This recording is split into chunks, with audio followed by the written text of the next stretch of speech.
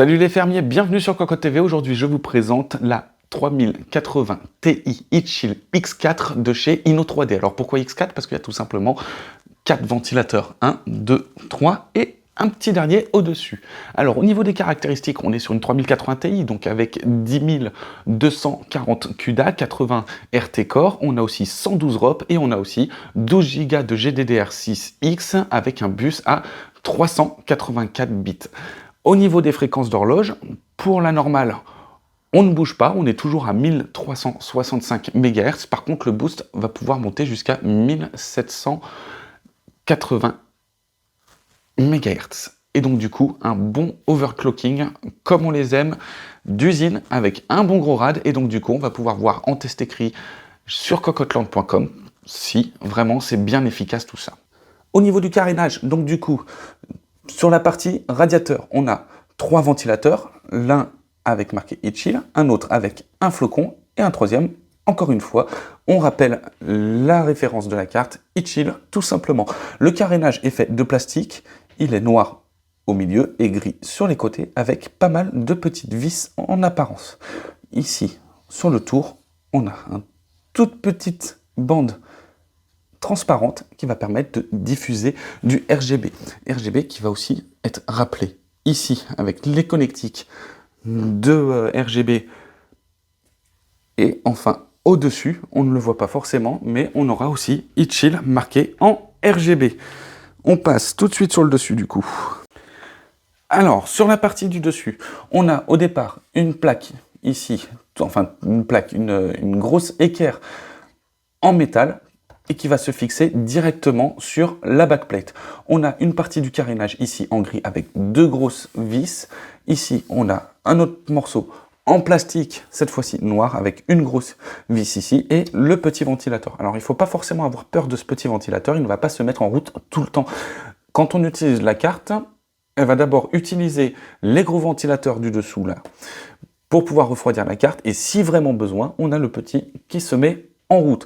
Sur cette partie-là, on ne le voit pas du tout, mais il va y avoir marqué eChill, qui va être encadré en RGB. Ici, on a la connectique de l'alimentation avec 2 x 8 pins. Sur la partie backplate, on a pas mal de choses à voir.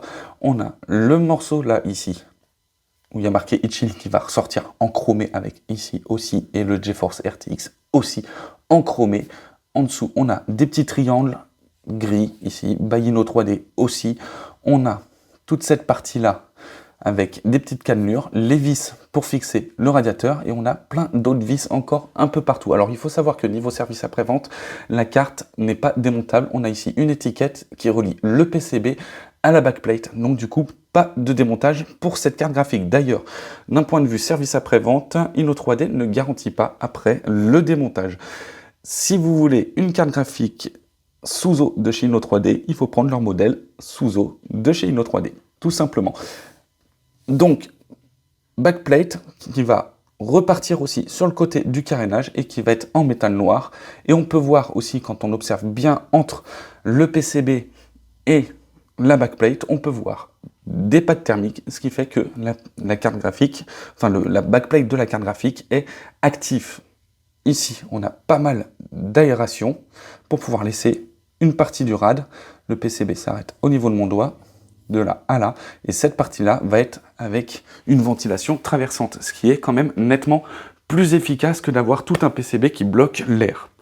Sur la partie connectique, on voit que les équerres font 2 slots. Par contre, on voit aussi que la carte elle dépasse énormément. Et ce renfort ici, là, vous voyez au-dessus, va dépasser sur un 3e slot.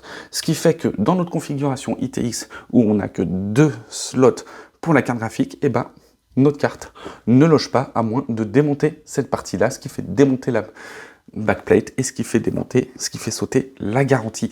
Donc du coup, on ne va pas pouvoir tester cette carte graphique en ITX. De toute façon, elle est vraiment monstrueuse.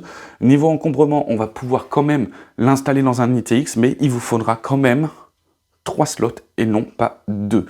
Alors, la carte graphique, elle est livrée aussi avec des caches enfin des caches de connectique. Et au niveau de la connectique, on a 4 ports avec 3 3 HDMI, 3 DisplayPort en 1.4 avec DSC et on a aussi un HDMI en 2.1. Sur la partie PCI Express, donc la partie qui va être posée sur la carte mère, bon forcément on n'a pas grand chose à dire. On a ici ces plastiques noirs qui reprennent encore les détails avec des plastiques gris et des plastiques un peu plus foncés.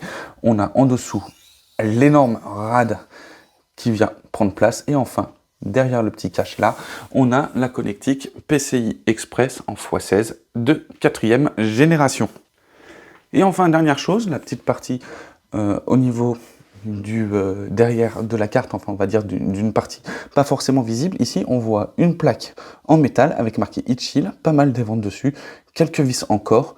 On a ici la partie du carénage, ici la partie plastique du carénage, et ici on voit les deux mini connectiques pour le RGB. Donc il faut savoir que c'est RGB adressable ou RGB non adressable. Dans les deux cas, on va pouvoir le brancher sur la carte mère et pouvoir gérer ça avec le logiciel de la carte mère, ce qui fait qu'on va pouvoir vraiment tout synchroniser. Donc ça, c'est plutôt un bon point.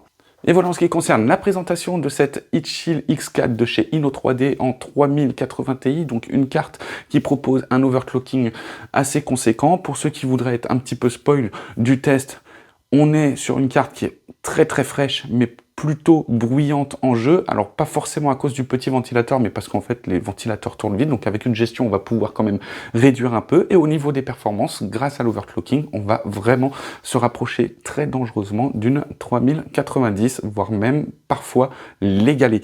Au niveau du tarif, on n'a pas encore le MSRP, donc du coup on va le mettre dans le test écrit sur cocottland.com et vous le retrouverez bien sûr tout de suite. Allez, à bientôt!